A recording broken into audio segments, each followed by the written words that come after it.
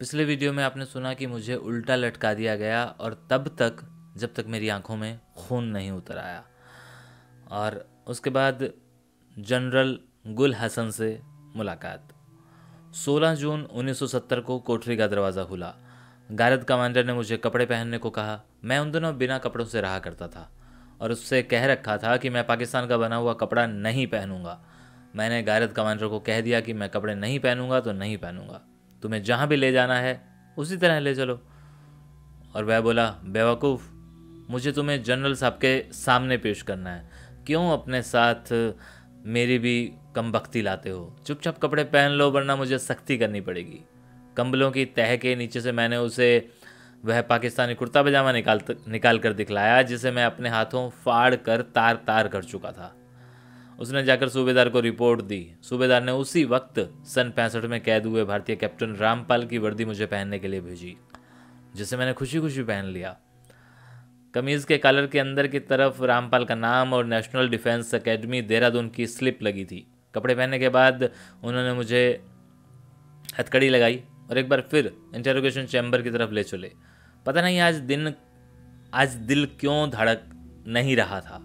मैं बड़े हौसले से अंदर गया। शायद उस वर्दी का असर था। जनरल के साहब ने जब मेरे हाथ से हथकड़ी और आंखों से पट्टी उतारी गई तो मैंने अटेंशन होकर उसे फौजी सैल्यूट किया, जिसका उसने बड़े प्यार से जवाब दिया और सामने कुर्सी पर बैठने को कहा। और वो बोला, वेल मिस्टर भास्कर, जिन्होंने 65 में एक दूसरे पर गोलियां चलाई वे भी वापस चले गए और इंशाअल्लाह तुम भी चले जाओगे। फिर किस लिए अपनी जान के दुश्मन बनकर अपने और हमारे लिए मुसीबतें पैदा कर रहे हो? क्यों नहीं सच सच बयान कर देते? जितनी जल्दी सच उगलोगे उतनी ही जल्दी तुम्हें छुटकारा मिल जाएगा।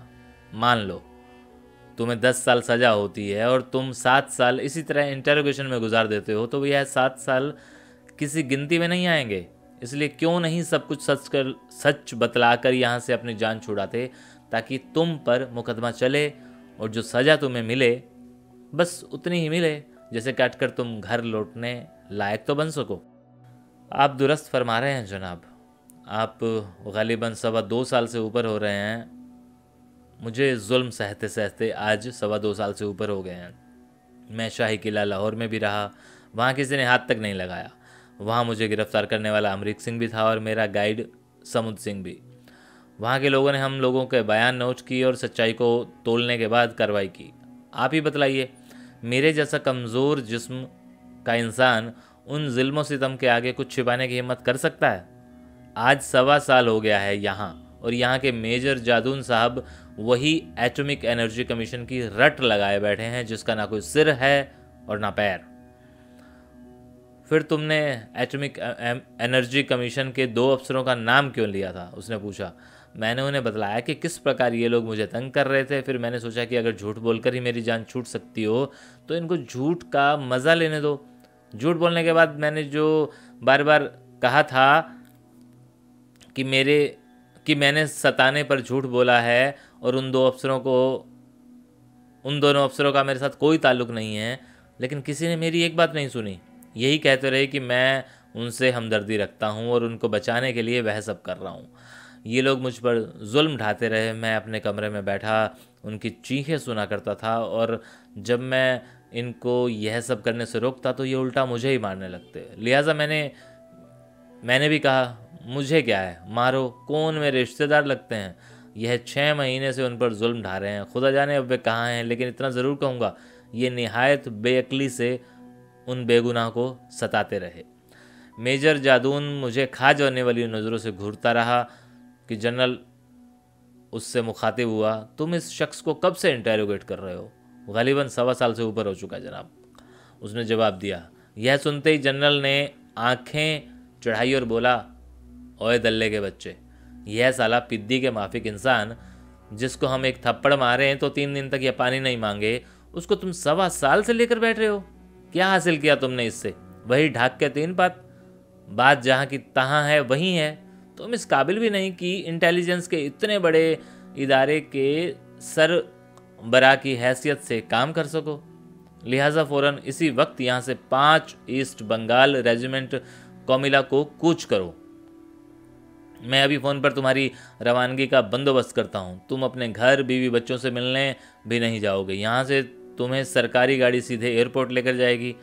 फिर उसने अपने बटमैन को हुक्म दिया कि वह एयरपोर्ट उसके साथ जाए और आगे यह जीप से उतर कहीं और जाने की कोशिश करे तो फ़ौरन गोली मार दें।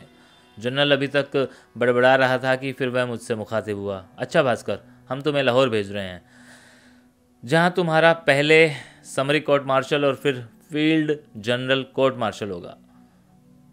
अब यह तुम्हारी किस्मत है कि तुम्हें सजाए मौत हो या 20 साल या 10 साल की कैद। इसमें मेरा कोई वास्ता नहीं। बहुत बेहतर जनाब। मैंने खुशी और जोश में एक बार फिर अटेंशन होकर सैल्यूट किया और गारद वाले मुझे मेरी कोठरी में बंद कर गए। आज मेरी खुशी का अंदाज़ा नहीं था। मेरी जान तफ्तीश के चक्कर से छूट चुकी थी। अब कम से कम मुझे कोई हाथ नहीं लगा सकेगा। बंद सलाखों के पीछे भी मैं अपने आप को आज़ाद महसूस कर रहा था। अब यह सलाखें और चारदीवारी मेरे लिए गेस्ट रूम की तरह थी, जिसमें सिवाय राहत और आराम के कुछ भी नहीं था। ना कोई खाने कमाने की चिंता, ना किसी जवाब तलबी का डर। बिल्कुल आज़ाद, बेफिक्र कैद की ज़िंदगी को एक नया मोड़ मिल गया था। आखिर मैं चंद अल्फाज हवलदार अब्दुल रहमान खटक के बारे में ज़रूर कहूँगा, जो इस कैद तन्हाई में मेरा हौसला बढ़ाता रहा। वह दफ्तर में ही रहता था। जब लोग दफ्तर बंद करके चले जाते तो वह रजिस्टर लगाकर मेरी कोठरी के सामने रख देता और कहता, लो मियाँ भास्कर, अपना दिल बहलाओ। जब कभी मार पड़ती तो वह आकर हौसला देता। उसका प्यार और खलूस तपते रेगिस्तान में एक झरने की तरह था। इस शीतल जल को मैं कभी नहीं भूल सकता। यह सही मायने में नेक दिल था, जिसने कभी मेरी तरफ नफरत भरी निगाहों से नहीं देखा। FIC रावलपिंडी का केंद्र, जिसकी याद आज भी आती है तो दिल कांप उठता है। वहीं इस फरिश्तानुमा इंसान की जैसे ही याद आती है तो दिल उसके प्रति एहसान से झुक जाता है। अगले वीडियो में सूबेदार शेर खान। अच्छा हाँ, कुछ ख़ास सुनने वालों की जो बड़े ही तलब से, बड़े ही शिद्दत से वीडियो सुन रहे हैं, उनकी फरमाइश ये आई है कि जी वीडियो लंबे बनाया कीजिए। तो आइंदा कोशिश रहेगी कि वीडियो लंबे बनाए जाएं।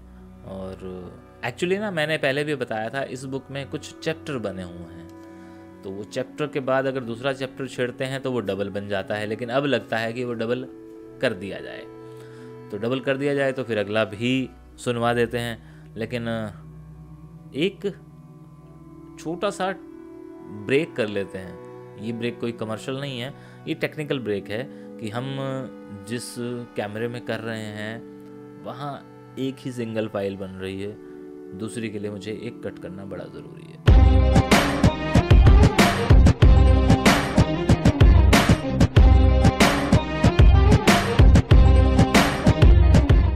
ब्रेक के बाद सूबेदार शेर खान।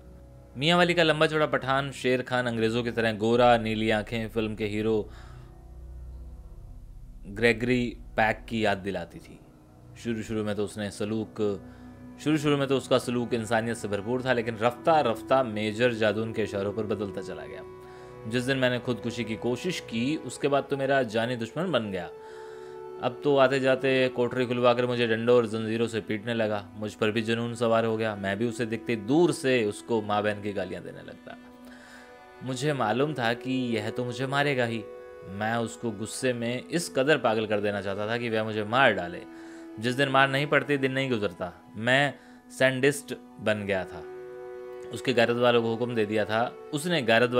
दे दिया था कि उसे आता देखे मेरा दरवाज़ा बंद कर दें। बाहर का लकड़ी का दरवाज़ा तो हर ऑफिसर या किसी बाहर वाले आदमी के आने पर बंद कर दिया जाता था, मगर मुझे सूबेदार के पैरों की आवाज़ से ही पता चल जाता था कि वो आ रहा है। मैं अंदर से ही उसे गालियाँ देने लगता। वह भी मुझे मार मार कर तंग आ गया था। समझ आ गया कि मैं उसके हाथों मरना चाहता हूँ। अब उसने पक्के बरामदे में चलना छोड़ दिया था और कच्चे रास्ते से होकर दफ्तर जाने लगा था। इमेजिन कीजिए ना, मैं कई बार गारद कमांडर से पूछता था कि सूबेदार शेर खान नहीं आता क्या। 10 दिन तक मुझे मारना ही पड़ी। मेरी हड्डियां खुजा रही थी। मैंने गारद कमांडर से कहा, वह दल्ले का बच्चा सूबेदार शेर खान आए तो उससे कहना कि तुम्हारा बहनोई तुम्हें याद कर रहा है साला। नाई का बच्चा इतने दिन से मालिश करने नहीं आया।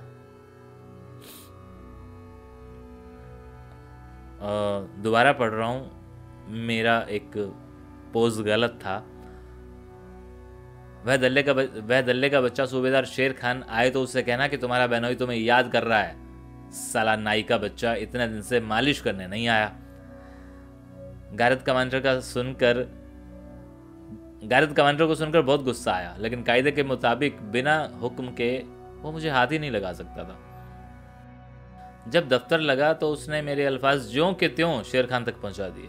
गुस्से में उफनता हुआ दंदनाता आया और कोठरी खुलवाते ही मुझे डंडे और मुक्कों पे रख लिया। साले ने 10 दिन की कसर पूरी कर दी। ऊपर और नीचे की दाढ़ें तक हिला दी, होठ फट गए, जिस्म खून से नहा उठा। तभी उसका बट मैन भागता हुआ आया और बोला, जनाब आपका अजीज छत से गिर गया है। यह सुनते ही उसके हाथ वहीं रुक गए और उसने मुखातिब हुआ, साले क्यों मुझे अपनी जान पर जुल्म करवाते हो? तुम तो साले पागल हो ही, मुझे भी पागल कर दिया है तुम्हारे पीछे मैं भी अपने होश खो बैठा हूँ। शायद इसी बात की खुदा ने मुझे सजा दी है कि मेरा लड़का छत से गिर पड़ा है। अच्छा, ये पंडित है भास्कर, ये याद रखिएगा, आगे चल के ये लोगों की कुंडलियां तक पढ़ेगा जेल में रहने वालों की।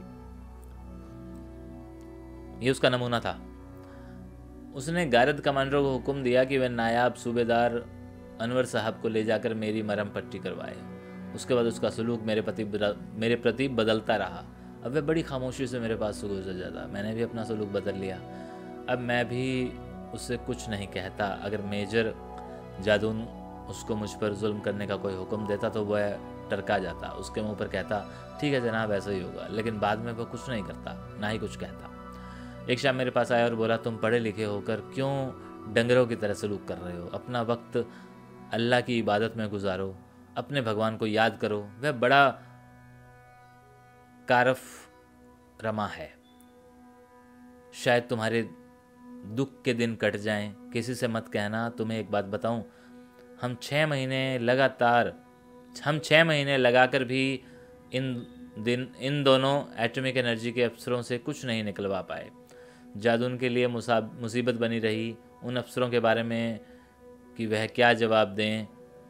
उसने इतनी देर में उन्हें यहाँ रखा है। पहले तो हम भी उसके पीछे लगकर बहुत खुश हुए कि हमें एटॉमिक एनर्जी कमीशन के 2 गद्दारों को पकड़ लिया है। मेजर जादून इतना जल्दबाज और जिद्दी कि किसी की बात ध्यान से सुनने की जगह अपनी मनमानी करता है। बोलने में इस कदर बदतमीज़ की जल्दी से उसके सामने अपनी राय जाहिर करने की किसी को हिम्मत ही नहीं होती। खैर, जैसा किया है वैसा भुगतेगा। हम तो जूनियर हैं, हमें इससे क्या। इसलिए तुम खामोशी से अपने दिन बिताओ। अगर उसकी किसी बात का जवाब तुम्हारे पास है तो दे दो, वरना खामोश रह जाओ। इस वक्त बुखलाया हुआ है, वह न जाने क्या कर बैठे, अपनी गलती का गुस्सा तुम पर भी उतार सकता है, यह कहकर सूबेदार शेर खान चला गया। उस रात मेजर जादून दफ्तर आया। गारद संतरी की गलती से मेरा लकड़ी का दरवाज़ा खुला रह गया था। आते ही संतरी पर पिल पड़ा, उसकी बेल्ट अरेस्ट कर ली और उसे वापस यूनिट भेज दिया। उसके बाद उसने मेरा लकड़ी का दरवाज़ा खुलवाया और बगैर कुछ पूछे बतलाए मारना शुरू कर दिया। बार बार वही एटॉमिक एनर्जी कमीशन की कहानी पूछ रहा था जिसके मेरे पास कोई जवाब नहीं था। मैं मार खाता रहा। जब बेहोश हो गया तो वो चला गया। सुबह उठा तो सारा बदन टूट रहा था। सूबेदार शेर खान जब आया तो मैंने उसे रात की घटना सुनाई। वह बोला, मैंने तो तुम्हें पहले ही कह दिया था कि नज़ला तुम पर ही गिरने वाला है। अब क्या किया जा सकता है? बस चंद दिनों की बात, तुम्हारा इधर या उधर फैसला हो जाएगा। इसलिए मैंने उस दिन भी कहा था कि अपने भगवान से दुआ करो, वही तुम्हें बचा सकता है। इंसान के बस में कुछ भी नहीं है। इसके बाद मैं सारा दिन भर बैठकर पूजा करता। ध्यान तफ्तीश से हटाकर इधर ही लगे रहते कि मेरी सेहत भी सुधरने लगी। कोई अज्ञात शक्ति कानों में बार बार कह रही थी कि अगर तुम्हें जीवन में खुली हवा में सांस लेना लिखा है तो ये जंगलें और दीवारें तुम्हें अंदर कैद नहीं रख पाएंगी। पानी के गिलास में अपनी परछाई देखता तो चेहरे पर कुछ रौनक नजर आती, जैसे मैं नहीं कोई और था। एक दिन दोपहर को बाहर हंगामा सा सुनाई दिया। FIC की गारद कुछ लोगों को अंदर आने से रोक रही थी और बाहर वाले चिल्ला कर कह रहे थे कि तुम्हें हमारे आदमियों को बेवजह यहाँ हिरासत में रखा हुआ है, हम उन्हें लेकर ही जाएंगे। उधर गारद कमांडर कह रहा था कि अगर किसी ने अंदर घुसने की कोशिश की तो गोली मार दूंगा। मुझे बाद में पता चला कि एटॉमिक कमीशन के अधिकारी अपने गारद समेत अपने आदमी छुड़वाने आए थे। दोनों तरफ से जब गोली चलने का इम्कान पैदा हो गया तो मेजर जादून ने जनरल गुल हसन को हालात से आगाह करते हुए फ़ोन किया कि वे इस वक्त पर रावलपिंडी में कोर कमांडर थे और बाद में चलकर भुट्टो के दौर में पाकिस्तान के CMC बने। सुनकर उसने कहा कि आखिर हैं तो ये पाकिस्तानी, उनको चले जाने दो और पीछे निगरानी लगा दो, ज़रूरत पड़ी तो फिर उन्हें यहीं ले आएंगे। मैं तुम्हारे पास आ रहा हूँ, मैं खुद उस व्यक्ति से बात करूँगा जिसका तुम्हें इनके बारे में क्लू दिया है।